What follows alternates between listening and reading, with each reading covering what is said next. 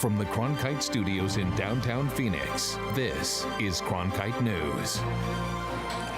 The State Board of Education is making changes to the way schools are graded, but those A to F ratings are being debated.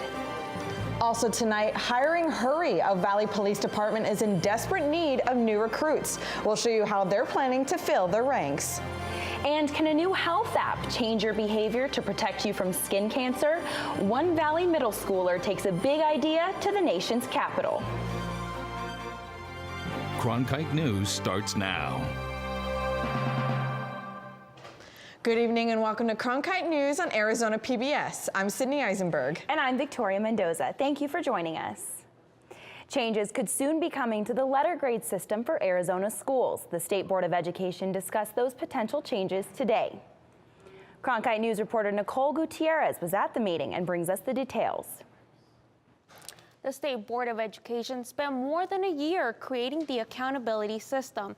And before a packed meeting room, teachers, principals, and even superintendents from charter and public schools across the state voiced how the system is failing their school. We have received phone calls and feedback from our community asking what happened. Our school was a letter A school and now listed as NR, and so people are wondering if our school has failed somehow. Judith Yee, head teacher of Montessori Schoolhouse of Tucson Charter School, came to be an advocate and provide feedback to the board on how the new A through F letter grading is affecting her school. Her school's NR stands for not rated, which could keep it from an $18,000 performance award. I believe that a one-size-fits-all formula to equalize things can negatively affect small, high-performing schools like ours. Of the A to F letter grade system, growth accounts for 50% of the total grade. The new grading system puts an emphasis on test score improvement over time, but Yee and others argue that hurts already high-performing schools. Our students cannot show growth points because they are already high-achieving students. In fact, we have several students who score 100% on the test, and therefore it's mathematically impossible for them to earn growth points for improvement. So what that means is that our school like ours, who is top in the county, I believe 6th in the state, is not only not rated, but if we were to be rated, we may not get the letter A, even though we have a 90.5% passing rate, which is completely absurd. Yee's school received a notification from the Department of Education saying that their school may not qualify for the performance award this year because they were not assigned a letter grade due to low enrollment. We did not meet the new N count, which was changed to 20 students per grading grade. We have a mixed age classroom of 3rd through 5th grade where we logistically cannot carry 20 students in each of the 3rd, 4th, and 5th grade. Board President Tim Carter thanked Yee for her comment and said that the board would address her concern at the December meeting. For a school that has just a little over 100 students, you can imagine our budget is very small, and $18,000 can be a significant amount for our school. It makes a big difference in the way that we plan the logistics of our school. The Board of Education is scheduled to meet again in December and discuss further potential actions with the A through F scale. In the Broadcast Center, Nicole Gutierrez, Cronkite News. The Phoenix Police Department is looking to hire 400 new officers this year. Cronkite News reporter Bridget Dowd tells us how the department is trying to diversify its employees. All units of the Phoenix Police Department were represented at a career fair on Friday, ranging from violent crimes to canine. We find bad guys and we find drugs. Lisa Fisher and her dog Jax are a part of that unit. Fisher says she thinks it's important for all types of people to be well represented in law enforcement. I would encourage anybody who's interested in this, regardless of their gender or ethnicity, to be interested in this. Certainly, the population is comprised of many different groups of people, and it's important that, everybody feels that if they want to do this, that they can do it, and certainly that's been my experience. Interested applicants even had the opportunity to take the written exam to become an officer on Friday. After passing the written portion, applicants are required to complete a physical agility test. Valley resident Kimberly Mendez says at first she wanted to work in forensics, but now thinks she's ready to work in the field. I looked into their website to see what the requirements were, so I got the running and the sit-ups. I'm still working on the push-up part, but I think I would be able to do it. Phoenix PD pulled out all the stops today to give applicants an idea of what it would be like to have a career in law enforcement, including landing this A-Star helicopter right outside the Phoenix Convention Center. The helicopter wasn't the only police vehicle on site. Officers also showed off a 1950s Ford, one of their first police cars, and an RV they used for handling crimes against children. In Phoenix, Bridget Dowd, Cronkite News. In addition to officer positions, Phoenix PD is opening up 80 communications positions. That includes 911 operators and dispatch workers. For more information about these and other law enforcement careers, visit cronkitenews.azpbs.org. A North Phoenix high school is mourning the death of a student athlete. Moon Valley High School's Carlos Sanchez collapsed during a football game on Friday and later died in the hospital. Today, Cronkite News talked with the Arizona Interscholastic Association about what happened on the field. In athletics, there is some inherent risk, and unfortunately, again, things do happen. The thing that makes it a little easier, not that it makes it easy, but it was not a dirty hit. It was not head-to-head contact. There has been no official cause of death released. A vigil is scheduled outside of the school tomorrow evening at 7. The number of uninsured Americans is now at a 3-year high after falling for years, in large part due to the Affordable Care Act. 12.3% of American adults did not have insurance in the third quarter of 2017. That's according to the Gallup ShareCare Well-Being Index. The share of uninsured Americans fell to a record low under Obamacare, according to Gallup. But starting this year, the number began rising. Still, the uninsured rate remains well below its peak of 18% from 2013. The open enrollment in the healthcare insurance marketplace period is coming up, and assisters are being trained to help people around Arizona find the insurance they qualify for.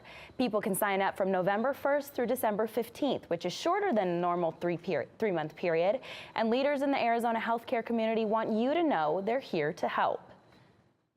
Training is about making sure that we have the knowledge so that we can sit down with the family and give them the options that are available to them, and ultimately for them to make the best decision that meets their needs. Leaders are stressing that it is crucial to enroll during this time frame if you're not currently enrolled in health care. The light rail expansion to downtown Glendale is dead. The Arizona Republic is reporting that the City Council has decided against moving forward with the route. The City Council cites cost as a primary factor in the decision, as well as the concern that not enough people will use the public transit system. This comes 16 years after Glendale voters approved a sales tax increase that was supposed to help pay for the new transportation option, with some hoping they'd extend it to the University of Phoenix Stadium. An iconic hangout made an abrupt closure in downtown Phoenix today. Cooperstown Bar and Restaurant, created by Alice Cooper, has shut down after 20 years at its location near 1st and Jackson Streets. A printed note to patrons thanked them for their loyalty, and the Cooperstown social media channels were also taken offline. After a tough start to the season, the Phoenix Suns are now searching for a new coach. Coming up on Cronkite News, the team is looking for a fresh start after firing Earl Watson. And it was a destination for music like Phoenix has never hosted before. Tonight we take a look at the impact of the Lost Lake Festival. When a story comes in the morning, we're out the door as fast as we can go. But it's also great to spend more time in communities and produce projects. From the borderlands to the cities, the reservations, and even the state capitol, we want to get to the heart of the matter. When the lights come on in the studio, we know our hard work is about to pay off. We love what we do here at Cronkite News. We're proud to tell the stories of our state. Now more than ever, it's important to have a trusted news source, and that's Cronkite News. I'm Judy Woodruff, anchor and managing editor of the PBS NewsHour. The journalists of tomorrow face a fast-changing media landscape, but quality news remains vitally important to our communities, our country, and our world.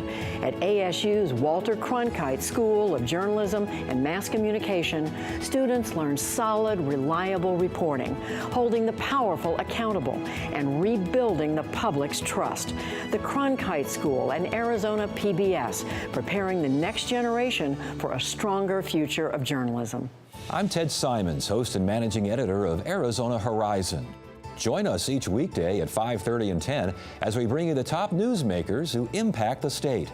We cover the stories in depth that shape and affect our local communities, and we take the time to ensure that all voices are equally heard. For more than 30 years, Arizona Horizon has been your voice and your source for what matters most, right here on Arizona PBS. The music is over, thousands of fans have cleared out, and now we wait to see if the Lost Lake Festival was a financial success for Phoenix as promised. Reporter Alex Valdez is tracking the latest in the media center. Alex? I went to the park to check out today's cleanup efforts. After the festival wrapped up last night, I also got the chance to speak with the neighbors about this big ticket event playing out in their own backyard. It was a weekend full of music, art, food, and games in Central Phoenix after the first edition of the Lost Lake Festival took over Still Indian School Park. The festival bringing over 50 musical acts during the 3-day event, but by Monday, the music had given way to the sounds of cleanup crews, getting the park back to normal. I would never know that there, I mean, obviously you can see like little signs, but I would never know there was such a giant festival here over the weekend. So it's pretty cool. I think they're doing a good job. The Lost Lake Festival brought thousands of fans to Central Phoenix over the weekend, but today crews are focused on the cleanup efforts while organizers start looking at the economic impact the festival brought to the city. Superfly, the company behind the festival, says they'll release official attendance numbers later this week. Phoenix resident Louder says she believes events like Lost Lake are a good thing for the city. Beneficial for everybody, just because I know it's like stimulating the economy and like having people from out of town come in. So I don't think it's been any negative. There haven't been any negative effects. Still Indian School Park is expected to reopen to the public this Thursday, but for now, pet owners can bring their furry friends to the temporary dog park that is open. In the media center, Alex Valdez, Cronkite News. Lost Lake officials say that one of the goals of the festival was to bring attention to local businesses, including restaurants, breweries, and artists. A recent study conducted by Americans for the Arts states that the arts and culture scene in Phoenix contributed more than $400 million to the economy in 2015. 9 local artists participated with intent to create an eclectic and diverse lineup. Lisa Von Hoffner was one of them. She says that the festival exposure could help her earn more gigs and commission in the future, but that art is not only important for just its economic value. I think it can just really shape society. I think it helps you think differently. I think if you can work your brain that way, you can like problem solve, and I think it can help in a lot of ways. Von Hoffner says that her piece and pieces done by other artists will be displayed at next year's Lost Lake Festival. The Arizona Cardinals may have suffered one of its worst losses yesterday, including the major injury to quarterback Carson Palmer. But Governor Doug Ducey says the team's trip to London was a win overall as a business trip. Ducey told media in the UK that they spent a lot of time talking with international business leaders across the pond, and that could translate into more overseas investment in Arizona. Now it has been a rocky few days for the Phoenix Suns. They lost their first 3 games by a total of 92 points, including the worst opening night loss in NBA history. And yesterday, the team parted ways with head coach Earl Watson. As Cronkite News reporter Sky Merida explains, the team hopes interim coach Jay Triano can steady the ship. This isn't Jay Triano's first rodeo as a leading man for a basketball team. Among his many coaching stops, the Suns' interim head coach guided the Toronto Raptors for 3 seasons, and he is currently the head coach of the Canadian men's national basketball team. I think he's got a great offensive mind. I think he really sees the game well. I think he's all about basketball. Triano is no stranger to coaching young players, as he helped mentor a young DeMar DeRozan while he was coaching the Toronto Raptors, and a young Damian Lillard when he was the assistant coach for the Portland Trail Blazers. And he believes that the Suns' young talent has great potential as well. You know, I think they're younger, but the talent level is extremely high, and our job is to teach them the game. As the team prepares for life with a new head coach, guard Devin Booker prepares to take on even more of a leadership role. He believes, along with his teammates who entered the season as the youngest roster in the NBA, need to improve collectively amidst all the changes within the organization. You know, I feel like we all have to step up.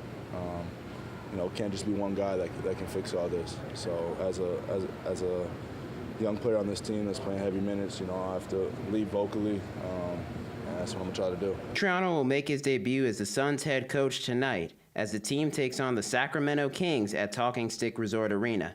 In Phoenix, Sky Merida, Cronkite News. Keeping quality teachers in Arizona can be tough, but a new program is hoping to change that. Still ahead on Cronkite News, how the Arizona Teachers Academy is changing lives for its participants. It is 94 degrees in Phoenix right now, very sunny with a humidity of 8%. Now stay tuned after this and we'll talk about just how much cooler this week is going to get. What are you doing? Possibilities. Your day is filled with them. Reach up, energy in the fingertips, collapse. TV, play Downton Abbey. And PBS helps everyone discover theirs.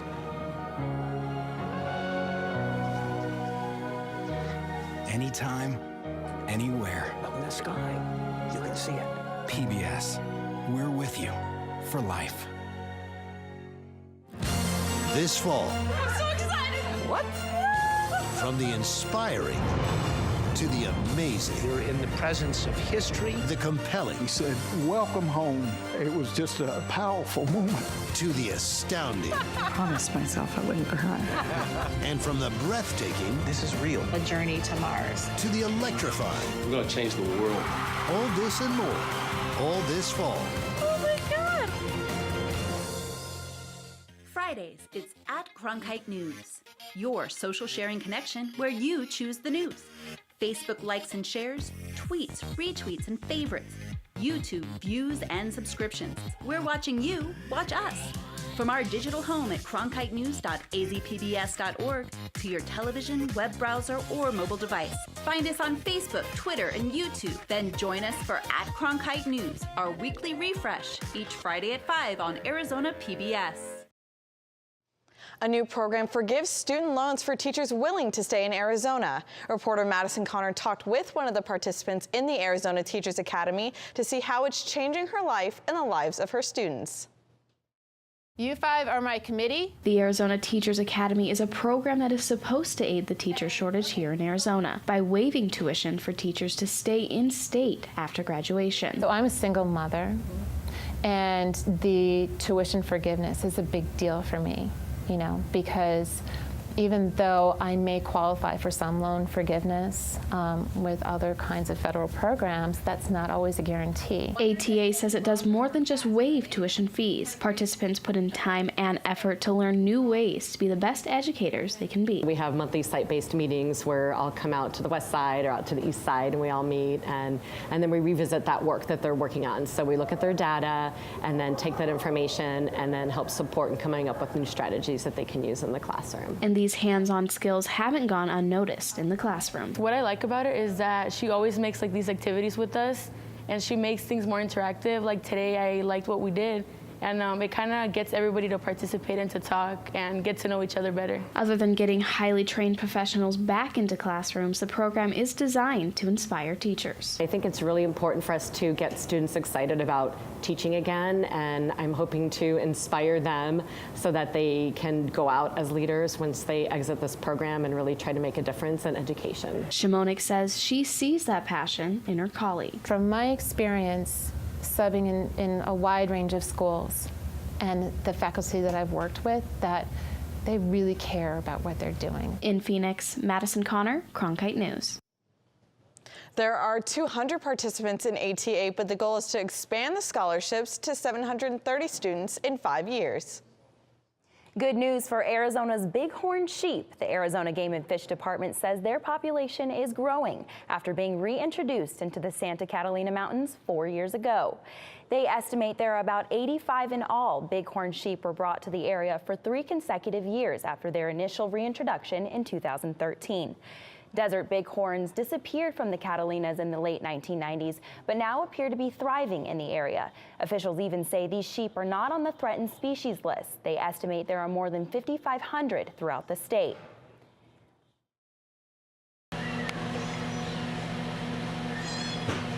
The Arizona Humane Society has been overwhelmed by kittens in need. Their ICU has a capacity for 60 kittens at a time, but currently is caring for about 80. From the time newborn kittens arrive until they qualify for adoption, it costs the Humane Society over $1,100 per kitten. Their website says it costs $200,000 a year for staffing, medical, and food supplies. And because kittens need so much care, the kidnapping campaign has been started, urging people to avoid taking litters of kittens from where they're found, just in case the mother cat has just stepped away. It's almost November, but it definitely doesn't feel like it. Christiana Fadul is here with a look at our full forecast. Christiana, is there any relief in sight? There is, you guys, but it is still a few days away. So right now in Phoenix, it is a nice and warm 94 degrees, very sunny outside. Now let's take a look at the entirety of the state right now. So what we are used to seeing is the colder temperatures up north, of course, in the 80s and 70s. And then as we get down to the central and lower parts of the state, we are seeing those warmer temperatures in the 90s. So right now in Yuma, it is 97 degrees, quite warm, about the same temp it is here in Phoenix. And then up in the north in Flagstaff and Show Low, it is a nice and cool 70 degrees. Now moving in closer to home, here in Phoenix, again, quite warm, and so are the surrounding states. So in Whitman, we're seeing 94 degrees, and then in Maricopa, 91. Now, let's talk about what it's gonna look like in a couple of hours. So we're gonna drop down to the high 70s or the low 80s with 78 in Sacaton and 76 in Maricopa. Now, moving into our 7-day forecast, we are actually finally going to drop a few degrees. So by Thursday, we're going to be at 92 degrees with a low of 65. And then moving all the way through to Sunday, we're going to see a nice 90 degrees and then 88 on Monday with a low of 62. For Cronkite Weather, I'm Christiana Fadul.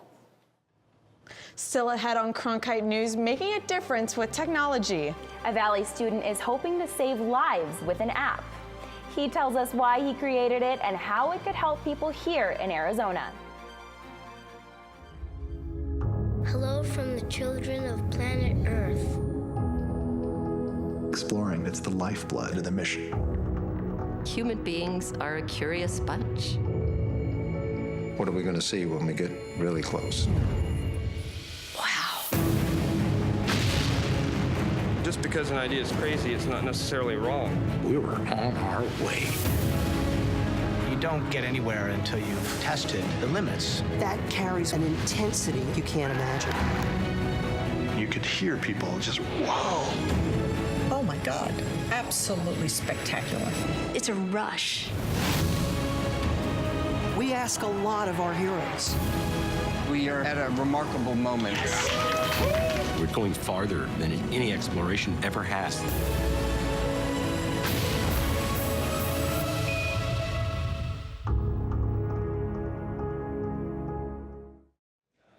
Skin cancer is a problem in Arizona, and now it seems even young students are looking for solutions. Cronkite News reporter Trevor Fay went to the Broadcom Master Science Fair to see how one Scottsdale student is changing how we think about skincare. Adjourn Morthy started out as just one of nearly 2,500 young scientists in the Broadcom Masters Science Competition. Now, he's among the 30 finalists. But for Morthy, this goes beyond competitions and prizes. His project, which aims to lower rates of melanoma, has personal elements as well. I had a PE teacher who also had melanoma, and he had to go through chemotherapy. So that was one of my major inspirations. And also, in Arizona, my mom has some friends who also had melanoma, so it's a pretty change. It's impact that that is not good, and they had to go through some tough times to get over it. Morthy designed a phone app to give people twice daily reminders to wear sun protection. Although it may seem like common sense to some, Morthy's research found that as soon as the regular reminders stopped, people fell back into neglectful habits. Maya Ejmira of the Society for Science and the Public says programs like Broadcom Masters are vital for the success of young STEM students. The Broadcom Masters, again, is the most powerful talent pipeline in the country for middle school science students. These are the best of the best. And you know, it gives me great hope. really talking to these young people. As one of those young people, Morthy has been quick to explain how his project works and how it could help the people of Arizona. Or it'll take a zip code, the user input whatever zip code they're in, and it'll give them the UV index, the amount of exposure for that particular day, the skin the amount of time it'll take for them to start getting skin damage, and the precautions they should take to avoid that. Morthy says he hopes Arizonans will take his app into account when looking for ways to protect themselves from the sun. In Washington, Trevor Fay, Cronkite News. The winners of the Broadcom Masters competition will be announced in Washington, D.C. tomorrow. Cronkite News is proud to be the news division of Arizona PBS. Here's what's coming up on Arizona Horizon and PBS NewsHour. On the next Arizona Horizon, why fluorescent lights and computer screens could be damaging your eyesight and making it harder to sleep. And a local photographer works to chronicle all of Frank Lloyd Wright's designs. I'm Hari Srinivasan on the next NewsHour. On the home front, U.S. veterans injured in war and finally starting families with in vitro fertilization. That's Monday on the PBS NewsHour. That's it for Cronkite News tonight. Thank you for joining us. For top Arizona stories anytime, go to cronkitenews.azpbs.org.